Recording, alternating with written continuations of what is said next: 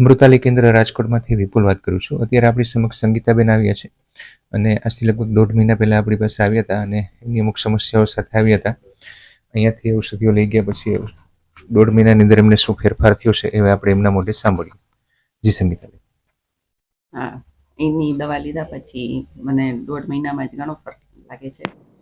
સોજા માટે દવા લઈ ગઈ હતી, તેમાં પણ ઘણો ફરક છે.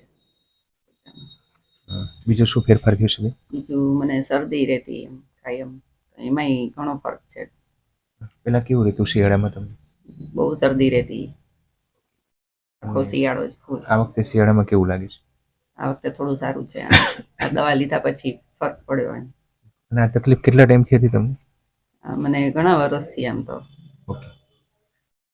અને સાથે સાથે કબજિયાત, ગેસ, એસિડિટીમાં પણ ફરક છે? હા, અને પગના સોજા અને ગેસ, એસિડિટી બધું. અને તાળવામાં ખંજવાળ ને હા, એ બધું હતું. એનાથી ઘણો ફરક છે મને.